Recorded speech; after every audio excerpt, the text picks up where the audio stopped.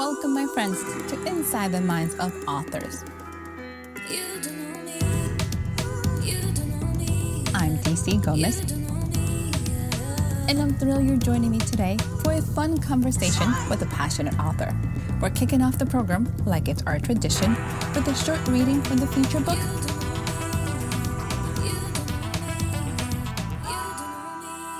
I hope you guys enjoy it. Let's get started. My name's Rick Nuske, and I'm happy that you found myself and through My Future Business. I'm a first-time author. I actually, in my past, used to be a former national manager, and I worked across various industry sectors. And obviously, my book is a non-fiction, business-focused book. At that time, prior to becoming an author, I was a national manager for human resources, safety and design and quality management, running a big team of people. And for the last decade or so, I've been the host of the My Future Business show. Now, that particular show gets business owners and book authors in front of their best audience and is designed to keep them there. The reason for starting the show was so I could get back into business whilst being a full-time dad at that stage. And all of this sort of came about because one day I was on a red-eye flight and I was crying about leaving my newborn son behind. I could see them in the taxi lounge just dropping me off because obviously leaving a car in an airport is quite expensive. So we had an early flight, and I remember getting so upset. I was in tears that I had to get on this plane and leave my family behind. And I rang Jemima, my beautiful wife, and I said, look, I don't know what to do. I can't be doing this. I can't leave my family behind because I want to be a present father. So how was I going to do that? Thankfully, because of her, I was able to pursue my path and be a full-time dad and get into business. And one thing led to another over the years, which has been 10 years continuously now. I was able to write a book that, I guess, the sum total of all the ups and downs that I had been through as a podcaster and a podcast marketer that I knew could help other people.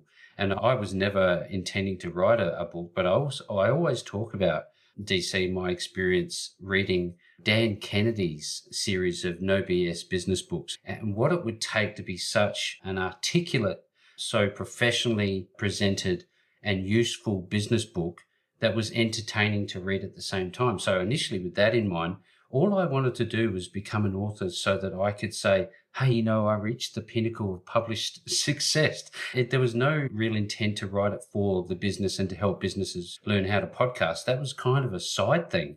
But one thing led to another, and I was able to write the book. And here's just one page of that book is at the start of the book. So again, hi, my name's Rick Nuske, and I'm happy that you found this book on conversion-focused podcasting.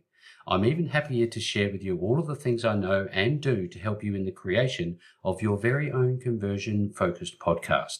The best part about this book is that you have a clear roadmap that will help you successfully implement conversion-focused podcasting into your business, and you will have me to guide you. As the host of the popular business building podcast, the My Future Business Show, I've been blessed to have built rock-solid relationships with hundreds of amazing professionals. Many of these incredibly skilled individuals have suggested, more than once might I say, that I write a book on conversion-focused podcasting because it would help those who want to add podcasting into their business. But I didn't know where to start. They may not know where to start or how to make it profitable. And that's what this book will help you do. Now, although I took their advice and I started writing the book, it almost didn't happen. Here's why. As a host, I'm pretty happy with the way things are going, but as an author, I am my own worst enemy. I've wasted days thinking about what to include in the book and how to structure each part so you get the best results. To help me work through this problem, I sought help from established author friends who knows much more than I do about how to write outcome-focused books. This was the best decision I've ever made, not only because it helped me get past analysis paralysis. I finally published the book in a way that details everything you need to know about conversion-focused podcasting, and it gives you a clear roadmap to follow.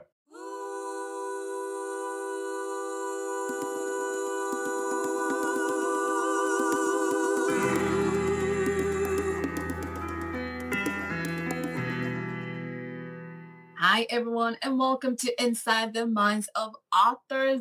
So the introduction got you all excited about our guest today. I am thrilled. It is so much fun talking to Mr. Rick. So I can't wait For those of you who are new, make sure to subscribe. You don't want to miss a single episode. We have amazing authors coming every week and very passionate with a lot of information. You want to make sure to catch up.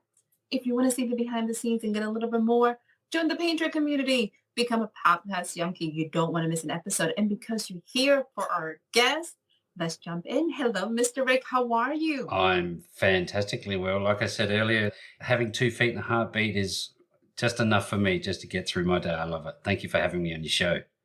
I am so thrilled you're here. I am so thrilled that we connected. I believe that coincidence is not really a thing, but it's supposed to happen. So when I got the notice, I was like, we should swap podcasts. I'm like, I have never heard of that, but I'm willing to do it. And the more we talk, the more I'm like, oh my God, this was definitely meant to be. Yes, absolutely. And, I thought the same thing. There are piles of podcasts, but then there are podcasts that stick out for the right reasons. And it was natural. It was a natural inclination for Christy, my helper, and myself to go, you know what, I really want to talk with you. So thanks again for having me on your show. I am so thrilled. You bring so much to this conversation that some people always have asked. If I started a podcast and somebody asked me that recently, what do I do? You went from the other way around. You have a podcast and people going, how do I make this work for my business? Because I think sometimes forget the power of it. You've been doing this for 10 years. Tell us. I want to know first, as an author, how really was the process of putting this book together? Let's jump into that side. Oh, yeah. Look, it wasn't easy for me. I'm not naturally inclined to be a writer. I know I can write. My grammar and punctuation is all great, and I know how to put and structure a book together. At the time, when I first started out, my missions wasn't very well defined. So it took me many, many years through trial and error before I decided that, hey, look, I'm ready to put something together that will make a difference. But having done it now and climbed that hill and become a published author, it's been quite satisfying. The rewards have been is that it's a great conversation starter for the people that get their hands on a copy of the book, which I give away. I don't sell it, and they love it. You have done something that is very impressive. The fact that it's a giveaway is even better. So anybody looking for an amazing read, an amazing book, you need to check this out. You said something, you wanted to have a book that was business and entertaining. Those two things sometimes do not go hand in hand. How did you achieve that balance? The entertainment part comes back to what I learned about storytelling. And there are multiple sources that I could reference in terms of who's a great storyteller. But what I realized is that I just tell my life story. And if I was able to tell it with truth and authenticity, then it was going to be easier for me to talk about. For instance, I love karate and I did it for many years, 11, 12 years. And it was just a natural part of my life, and I interwove it into the book when I started talking about community, podcasting communities. Just as podcasting has their own community, so do karate clubs. They have their own community, and you meet new people, you go different places, you experience different things. So there was a correlation between my real life story, which I was able to tell in an entertaining way, and with the not so exciting, usually bland nonfiction information that's also in the book. So yeah, that's how I do it. I talk about other people's relationship with myself through case studies. It's quite an interesting read in that respect. It brings a lot of the flavors that people want to hear. So just an autobiography while still giving you a lot of the business sense. Correct. As a podcaster, you got 10 years of experience. What is the one thing that business should know and take advantage of podcasting? Because I think a lot of people are not. Well, I know one thing, that when somebody has a problem, which I think that will never go away, they often have a hard time both defining what that actually means to them. What is the real problem and how am I going to solve this? If they can find a podcast that is in a particular niche, in a particular industry that talks about a particular thing, and they were able to clarify the problem, then as long as there's a need for communication and solving problems, I think there will definitely be a place for podcast marketing. So yeah, that's really how it sort of unfolds. I love what you're bringing, finding the problem and defining it and finding your answers. For businesses who are looking for it, I would love to start a podcast, because that has been one of those questions. I have a friend who teaches people to start a podcast. Yep. How do they get a podcast that matches their business, and how do they start it? If you want to give us some information on that. Yeah, absolutely. Again, and this is why it transcends all industries. Again, if there is a problem that somebody is facing that is needing to clarify and find somebody that they can either listen to through a podcast and educate themselves about the possible solutions which the host of that podcast will share, then they can follow a path. And if they have a product in their business that they know can help somebody, then the book also talks about identifying their target customer. That's pretty standard, step A sort of stuff, knowing who you're talking to and knowing what problem they have and knowing where they hang out. Those are the 3 criteria for somebody to start a podcast. For your own podcast, where did you find the inspiration for your topics? Because you've been doing this for a while.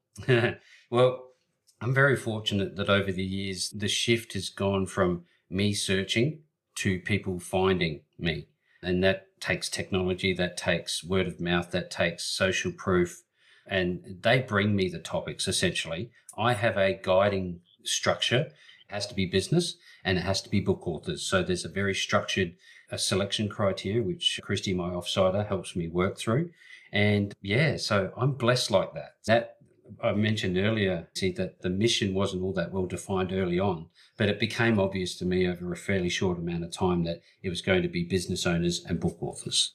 I like the combination, and most people are wondering, is it necessary to be niche when it comes to a podcast? Because some people are like, I want to talk about all my likes and needs. What do you recommend to those people who are like, should they niche or should they stay very broad? What do you think? I don't necessarily believe this whole idea that you need to niche right down. If having a podcast that you are using to express yourself above and beyond any reward you may get from it, if the only reward is that you enjoy speaking about these topics, we'll talk about anything you choose. It's up to you. But from a business perspective, which is what My Future Business and the Welcome to the Show 1.0, the Complete Podcasting System book is about, then it needs to be focused on the business that you operate or intend to or want to start. Or if you're an agency and you want to help other businesses introduce podcasting into their business, the same criteria applies. What is your business about? What problem do you solve? And what are you going to do to educate your audience and then use the rest of the podcast marketing system to get them to become interested enough to go and visit your website and so forth? Ooh. That's a really huge key thing, because sometimes I think we get lost in the shiny objects. Everything looks pretty and fancy, and I want to try all these things, and they forget what is the purpose of your podcast and what is your business. Absolutely. As a new author, did you get the bug of writing? Are you ready for your next one? How does that look like? Well, it's underway because I spoke about this recently. There's 2 sides to podcasting. There's obviously the hosting, as the host, the person in the hot seat, as it were. And then there's also another type of hot seat for the guest. I think there's a lot of nerves for new guests that don't really know maybe how to go about it. They might not really understand the types of technology, the entry-level technology as opposed to premium technology. They may not understand environment. They may not even understand what is the objective. What are the goals that I'm trying to achieve from appearing as a guest? Because guesting is a business strategy in itself. So that's pretty much where we're aiming at, that sort of thing. I like the companion books that you have going on. You have one for one side of the house is, hey, how do you start this? And also for the people who are interested, one of the things I keep trying to promote to authors is you have to get your books out there. And how do you do it? And podcasting is a great way to making connections with an audience that might not have you, be familiar with you. But you said it's also an art. So I have a question. What advice would you give a new podcaster who's trying to start? And then we'll give you the one advice you give a new author who's thinking about doing a nonfiction book. Right. For a new podcaster, I would say just do it. You're going to be horrible at the start and you might think, oh, my audio sounds fine. If I can give you my story, which I talk about in the book, is I started off my audio thinking that one of my first guests was the biggest guest that I could ever hope to have on the show. His name's James Schrenko. He's a business consultant. He used to run a company called Superfast Business, which is now rebranded as James Schrenko. Now, I went to an event to learn from him, and he talked about this thing called podcasting. So me being me, I thought I'd get up the gusto and send him a message, say, hey, James, remember meeting me at your event in Manly in New South Wales? And he said, yeah, how you going? I said, oh, fine. Can I have you on my new show that I'm starting? And sure enough, he was wonderful and decided that, yeah, I'd love to come on your show. It's brand new, don't forget, DC. I'd never done this before. I was flying by the seat of my pants. So I was nervous, probably more so than he was. And here he was, he had beautiful crystal clear audio. And I used a Logitech inbuilt microphone for my audio. It was like chalk and cheese. It was awful. So if I can say nothing else is to practice and come into the environment with thinking about the audio quality. Above and beyond everything else, audio quality matters. And right now I'm using a Rode Podcaster. That's the only thing I will ever use. It's a plug and play USB type microphone, and don't overcomplex it. That's as complex as it needs to be. Less is more, they say. Now, in terms of becoming an author, a non-fiction author, you have to know your topic. For me, I didn't know I had a topic until I went down the path of spending 8 or so years making all of these mistakes. But then I realized as I get older, I have to share my information, what I know about business, because I love doing that. I really do. If you look underneath the My Future Business logo, it's helpful people helping people. And my entire mission in life is to reduce the failure rate of small businesses globally. The failure rate is so bad that 9 out of 10, if not more, I don't know, but they fail within the first 5 years. Now, I don't know what the current stats are, but when I heard that number, I thought, what can I do? And podcasting ended up being that path for me. So if you're going to write a book, make sure you have something to share and find a format that works for you. I break the book into 3 parts, and within each 3 parts, it has 3 additional sections.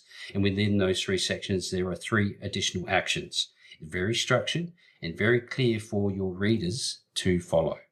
I took it one step further. Ultimately, I took what I had written and I provided video courses on that book. So yeah, it extrapolated out to other things, audio books and all sorts of stuff. But I hope I answered the question. You did amazing. Absolutely. I also love the fact that you created an entire coursework out of this book.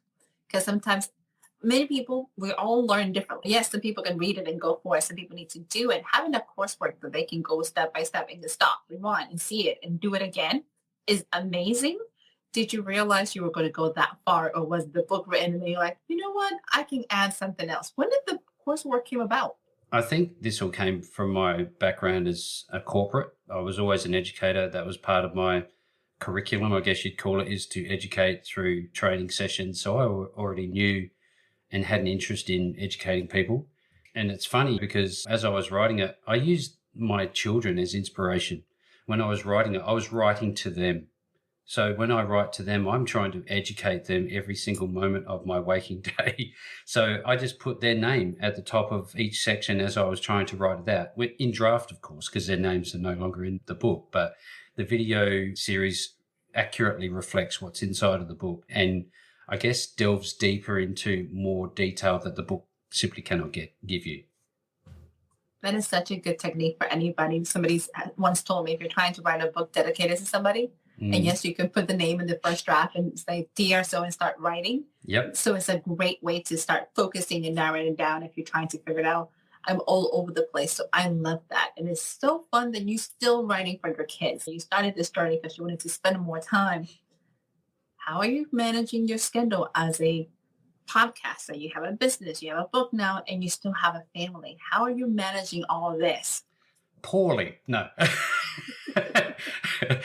You'd be surprised, actually. You become very systemized. And I think what's important here is to have a family who is on board with the mission that you're on, because otherwise they wouldn't put up with me getting up at ungodly hours of the morning and trying not to wake them and saying, shh, be quiet, I'm on a call. Then there's school time, there's drop off, there's continual trying to find time to write. So I often use my phone to capture some audio ideas through audio, because you're right, it gets that busy that I have to say, hey, open app in my car while I'm driving along and just take some audio notes, because you've really got to become efficient at the way you delve into your day. But in all of this, I still make sure that I look after myself. I give myself some time in the morning to do exercises.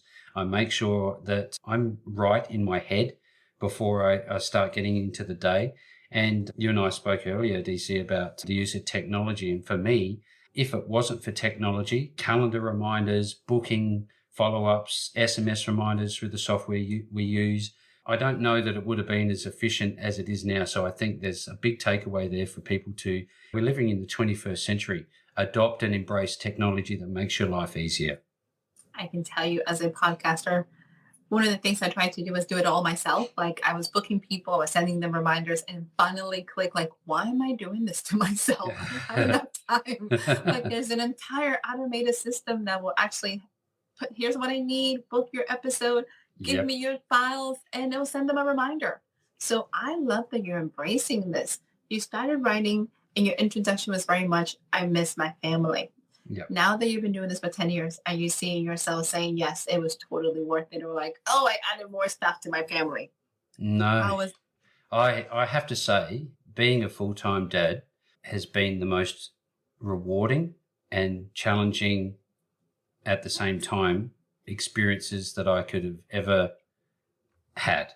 I would not change a second of it. I would do it gleefully again, but maybe second time around, I'd know what was coming. But yeah, everything seems to work itself out. It seems to normalize, and they see daddy as a podcaster. The business is using technology, and, I spend time with my wife and I'm at home and I'm present. And Gary Vaynerchuk's book, Crushing It, he talks about you're crushing it if you're doing things that light you up. I'm in that space. I'm lit up right now. I get to see my kids, hug them, take them to school, pick them up, help them with their homework. In that respect, I think I'm doing the right things for myself and my family. you are such a great inspiration for anybody trying to start a business that is outside of their box. It's outside of what they're going 9 to 5 or whatever job they have. Is something that you redefine the idea of what a business is, of Mm. being successful, and then being happy. Because I love that you come back to that essence every day. Am Yep. I happy as a dad? Am I happy in my family? And am I balanced? So I love it. Thank you. So yes, congratulations. We're doing a happy dance for you. And also congratulations on being a published author. So huge points. Yes, thank you very much. I tell you what, that's a hill I never thought I'd get to. I found it to be a hard work, to be honest, writing the book. There were times there I thought, I'm not going to make it. I'm not actually going to get there because, time demands, and I don't believe necessarily in writer's block. I just would get hung up on paragraphs that I couldn't rewrite in a way that made sense or I was happy with. Because like you, I can't speak for you, but I'm a perfectionist and I find myself getting caught up and circling around one paragraph. So I learned a technique that let it go, let it flow, come back tomorrow. That was the thing that I've always had in my mind. And I would have sections in pink, sections in blue. I'd have all these legends and color codes trying to work out. I had the spectrum of color on my, on my draft. So to get to was an event and very rewarding, I have to say. I am so happy you said that because sometimes I think people get lost in the fact that it is a lot of work, but it is rewarding. And you get to bring this beautiful book to the world that is going to help others. So I am Yep. so excited about it. As a business owner, do you have other books that you recommend to businesses? Like, hey, you should read this book besides yours. Which other book will you recommend? Thank you. Yeah, Dan Kennedy's No BS business book series. I'm a direct response marketer through and through, and I've integrated that with podcasting, and that's where podcast marketing came from for me. It was a reflection of the ideas that I had taken from him. Brendan Burchard is another one. Gary Vaynerchuk, Crushing It, is another one. If you're looking for personal motivation and stick-with-itness, if that's a word, because people give up too early before they see the promised land, that definition of success for them. So there are a plethora of different books that I've read. I've probably got as many books as you have behind you there, all based on business. My wall would probably fall over. So yeah, there's lots of great stuff out there. And actual fact, you've given me an idea to provide a list on the My Future Business website that would highlight all of the ones I recommend. One of the things everybody's looking for recommendations, and sometimes we have so many, but if we can give them a list, and I think I would love for you to do that, Yeah, sure. is for them to honestly be able to say, hey, here's some quick ones that will give you some really good, easy wins that you need to get you out of that stuckness, I think Yep, that's the yep. catch, and into your best life. So absolutely. So Mr. Rick, tell me, where can our listeners find you, where they can find the book, when they can learn more about you, the podcast? Tell us. Well, there's a few ways, actually. I have myfuturebusiness.com is the place that I send people to the most. That's also the place that you can book your spot on the My Future Business show if you're a business owner or a book author. And there's an about page, and there's a video that I created about my journey to where I'm at right now and how I found podcasting. There's links to and from other parts of my online existence, if you want to call it that. There's a directory, so it's directory.myfuturebusiness.com, and you can find me there. Facebook, you really just have to type in My Future Business on the internet and you'll find me. It's all in one easy location, everyone. You don't want to miss out, so you can check it out. Get a whole bunch of information. Mr. Rick, I can chit chat with you forever, but now that I realize you're in Australia and it's extremely early and you got things to do, we're going to jump to the lightning round so you can get your day going. Are you ready? I am. Easy peasy. Let's see how you do with these ones. Pepsi or Coke? Coke. Nice. Breakfast or dinner? Dinner. Not bad. You also say you're not a morning person, so okay, I'm in. Yep. Superhero or villain? Superhero. Android or Apples? Android. Here's a little different. If your life had a theme song, what would it be? That's a great question. The first thing that came into my mind was Eye of the Tiger. Nice. I like it. Do you have any closing remarks for us? Anything you want to leave us with? Well, look, if you're out there and you want to become an author or if you want to start your business, you can do it. Nike once said, just do it. And I'd suggest you do it. And one thing I would say is don't give up too early, because that promised land that I spoke of earlier is not too far from your reach. It only takes one more chip out of the stone to hit gold. So never give up, because I think you can only fail if you stop. Ooh, that is such a good advice to our listeners. Take some notes. Go ahead, check out the amazing Mr. Rick. Sign up for the newsletter. Sign up for the podcast. You don't want to miss out. And I want to thank you so much for joining us. Mr. Rick, thank you so much for joining us. It's been a pleasure. I had such a great time. The pleasure is all mine, DC, and all the best for everything you're doing. Same to you. Thank you. Thank you. To our listeners, go ahead, give us a like, review the podcast, share with somebody. We're always better when we're growing together. And I'll see you guys next week, getting ready to start wrapping up the season. So make sure you're catching up on all the episodes. Bye.